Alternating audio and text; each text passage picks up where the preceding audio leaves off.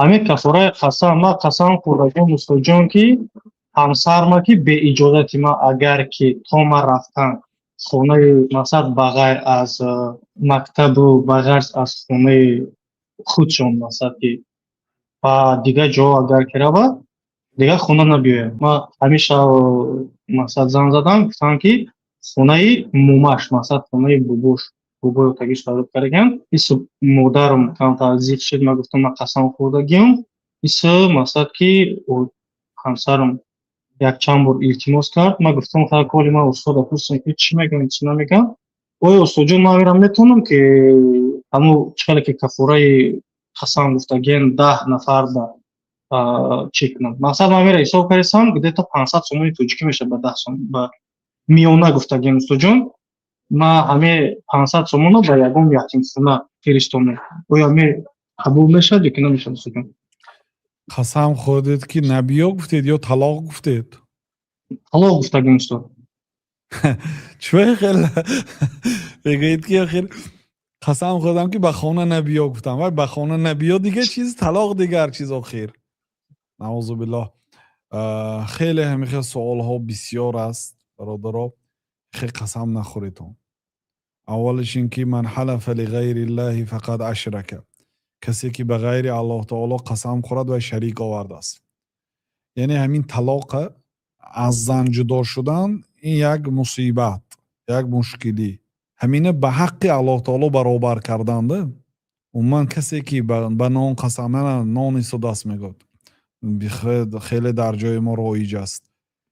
нон кӯр кунад. мана дар пеши нон гуфта истодиам. яъне нон чӣ кор карда метавонад ки туро? нон як махлуқ аст. яъне нонро ба Аллоҳ таоло баробар кардан. ман ҳалафа биғайриллаҳи фақад ашрака. касе ки ба ғайри Аллоҳ таоло қасам хӯрад вай шарик овардааст. баъд масалан дар мазҳаби имом Абу Ҳанифа раҳматуллоҳ алайҳ касе агар гӯяд ки агар ба хони падарат рафтӣ бе иҷозати ман ту талоқ гӯя, талоқ мешавад. барои ҳамин нахӯритони хел қасамҳои ҳам якумаш қасам хӯрдан ба ғайри Аллоҳ аст, дуюмаш талоқатон воқеъ мешавад. чо мекунед ҳамин хел корҳое карда бародаро? ба кӯча баромадӣ ту талоқ, ба хони фалонӣ рафтӣ ту талоқ. ҳамин хушрӯ фаҳмонед. ва занҳоям бояд бе иҷозати шавҳар, ҳатто шавҳаратон дар Россия бошадам, дар муҳоҷират бошадам, намебинад. шавҳаратон шояд бехабар аст. даракам намеёбад ҳамин баромадани шумо, лекин шумо бе иҷозат набароед. ё иҷозати он пешагӣ гирифта монед, ё иҷозат гирифта баъд бароед. ба шавҳаротон вафодор шавед.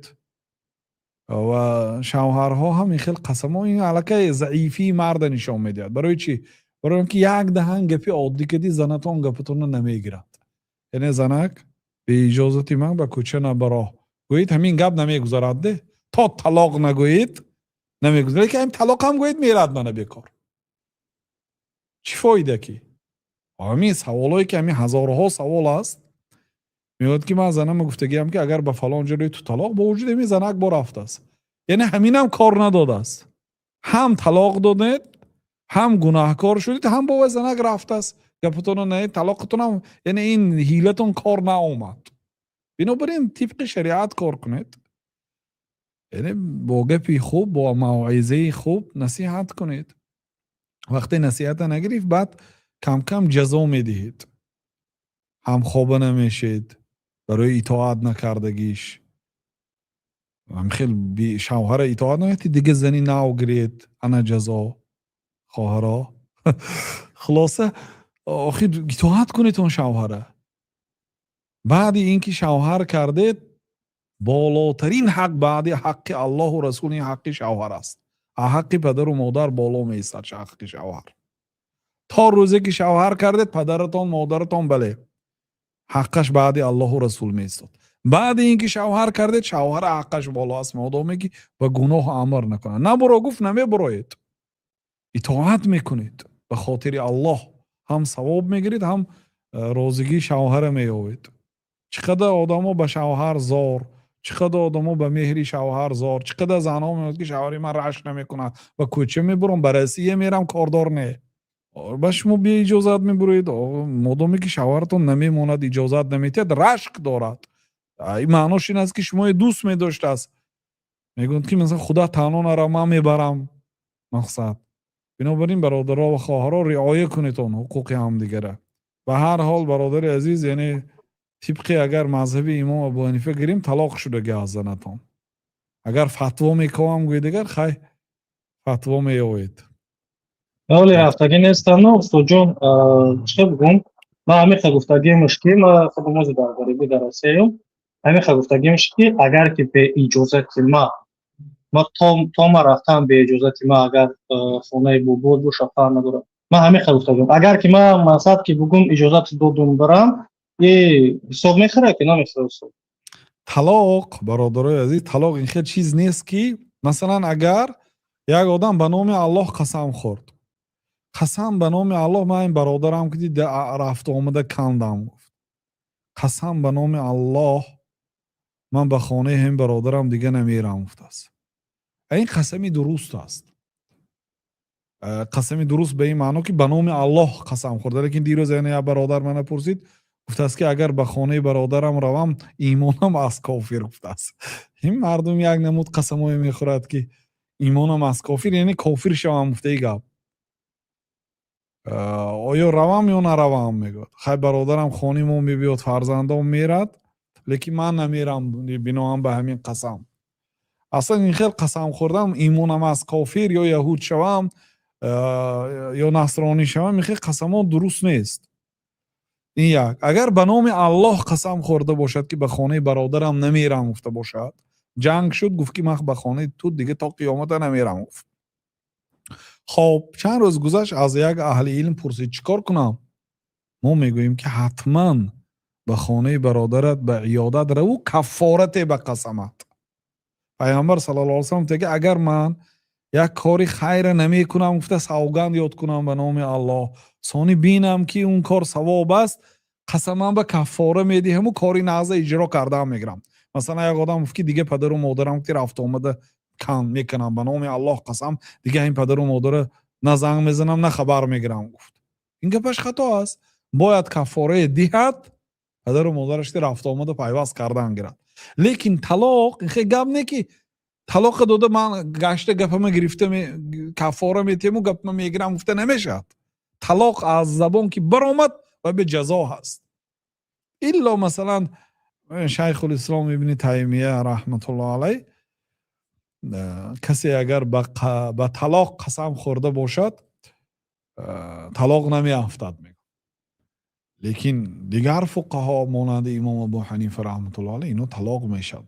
масъалаи шумо ба мазҳаби имом Абу Ҳанифа талоқ шуда мешавад агар занатон бурод, агар ҳамун ҷое ки гуфтед ҳамун ҷоҳо равад. агар ба фатвои шайхулислом бале шумо каффора медиҳеду рафтан мегирад. ба ҳар ҳол бародаро ин хел иқдомҳое накунед. ҳамин суҳбатҳо мо ҳазорҳо маротиба ҳамин гапа такрор мекунем ки талоқ надиҳед, ба талоқ қасам нахӯред. ҳамин чизҳое ба ҳамдигар расонед. илм ҳамин чизе хуб ҳаст ки одам як чиза донад, аз ҳамун чиз эҳтиёт мекунад. илм барои чӣ? мана мисол оли ман ба кӯдаково дарс медодам. мабдалқироат яканда барои кӯдако аст. мегӯяд ки фоидаи хондан, оддӣ кара гӯем барои бачаҳо, фоидаи хондан. як ҳикоя мекунанд ки як бача хондану навиштана медонистааст. вақте ки боли як пул мебиёд, кӯпрук мехоҳад аз боли дарё гузарад, навишта монда ки аз боли ин кӯпрук нагузар ки хатарнок аст гуфтагӣ. ин бача раҳи дур кади рафта гузашта ба хонаш мерасад. як бачае ки хонда наметавонад мебиёд, мегузарад, кӯпрук мешиканад, меафтад, ғарқ мешавад, ҳалок мешавад. ҳаминҷо якун барои кӯдако содда кара мегӯяд ки ин аст фоидаи хонда тонистану навишта тонистан. дар шариат, дар Қуръон агар урвини баландтар кади гӯем, Аллоҳ таоло мегӯяд ки вақолу лав кунна насмау ав наъқилу ма кунна фи асҳаби саир.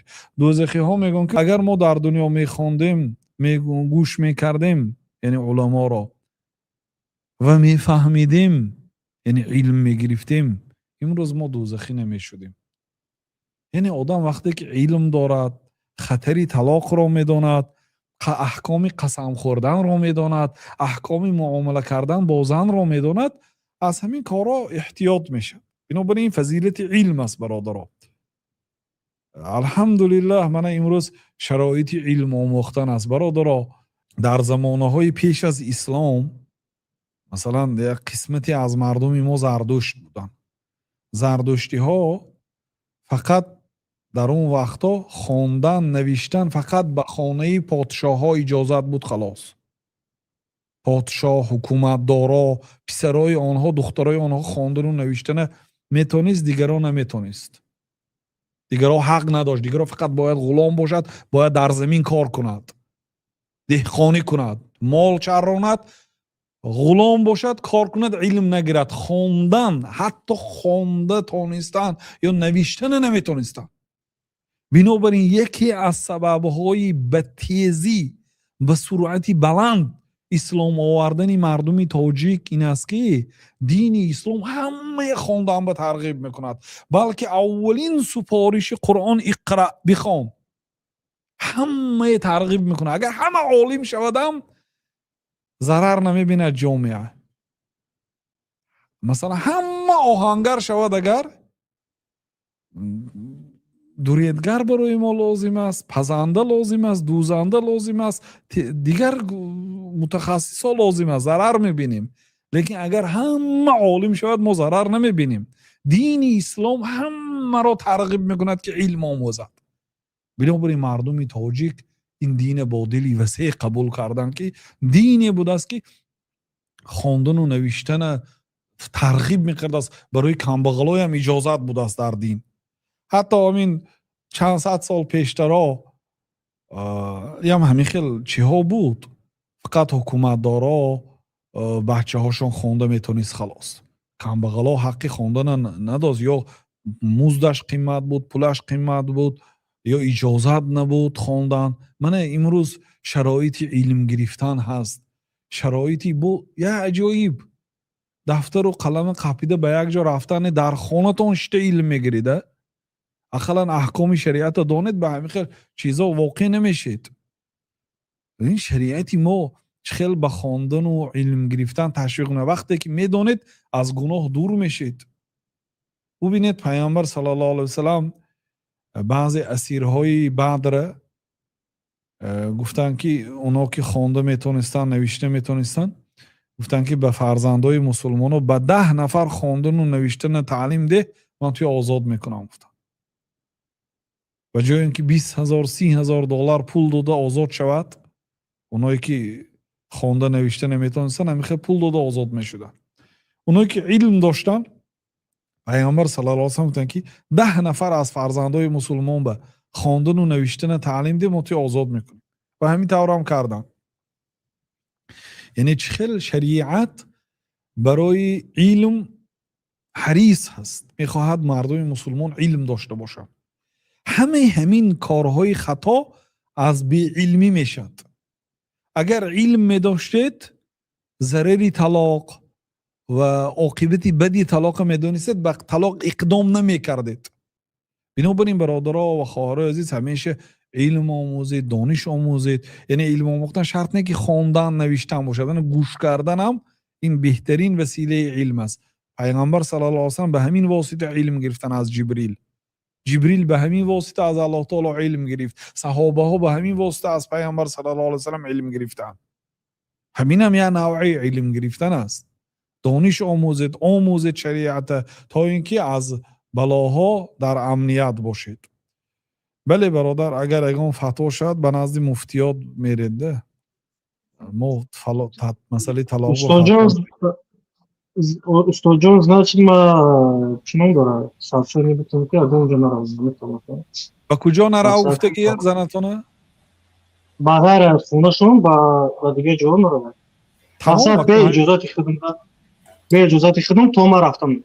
اگر شما گفتگی باشید که اگر بی اجازتی من رفتی طلاق گفته باشید، ولی به اجازت داره، اجازت که رود آخر هم زنتان اکو همین عمل کند ده هیچ که پی ندارد ولی طلاق نباشد هم اصلا زنک به اجازت ممکنه بر آمدنش.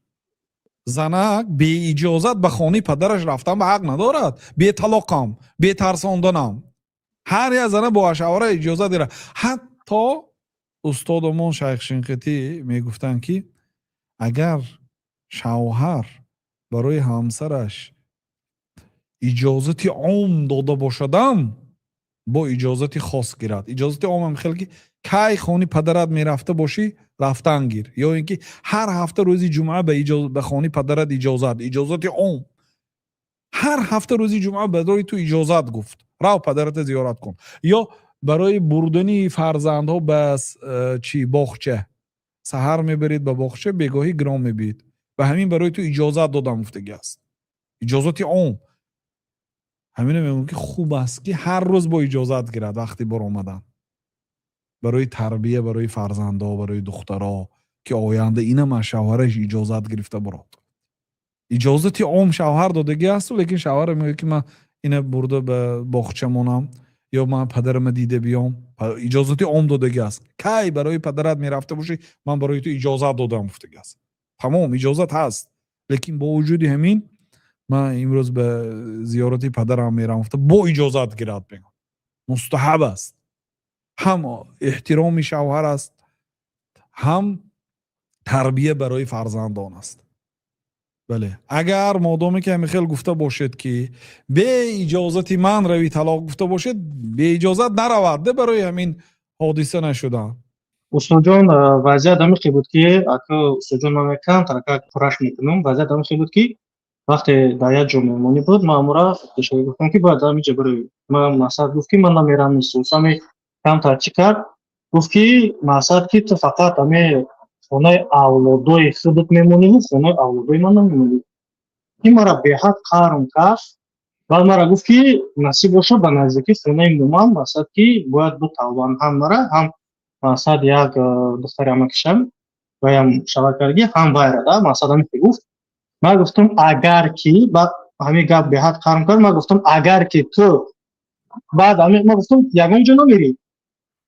من گفتم من خدا میپرسم خدا قطعی میرم. من گفتم اگر که به اجازت من اگر که روی مقصد که تو دما دیگه زن نیستی طلاق مقصد دیگه خونه نیو. من همین گفتم شد تا من رفتم همین گفتم شد مقصد استاد مقصد به اجازت من اگر رفتی اگر همین قاعده کردگی باشید یعنی به اجازتی من رفته باشید و طلاق گفته باشید و اجازت گرفته رود طلاق نمیشد. لیکن اگر این قاعده گفتگی نباشد نرود، یعنی قاعد همین که به اجازت اگر مطلق گفته باشید که رفتی تو طلاق گفته باشید این خطرناک است. برای همین اگر همین گپتون راست باشد بله اجازت که رود ممکن است، لیکن باز میگم برای شما هم برای دیگران هم این خیلی نمودی طلاقای نتیتون برادر این خیلی زنه ترسون نترسونیتون دیگر راه کتی ترسونه نصیحت کنی. ما گفت دیگه که ما پشت مکه شدم دیگه نمیکنم. ما مقصد که اجازتش بکن برای طلاق حساب نمیکنم. ما همین قاعده کردیم که مقصد که به اجازت ما تو ما رفتن اگر که نروی اگر که روی تو طلاق مقصد که دیگه خونه میام خودتون برو بیس کنه دیگه کار نیست. مثلا میگفته باشم فهمو برادر اگر قید کرده باشید نمیشد ان شاء الله اجازتتون که رود طلاق نمیشد.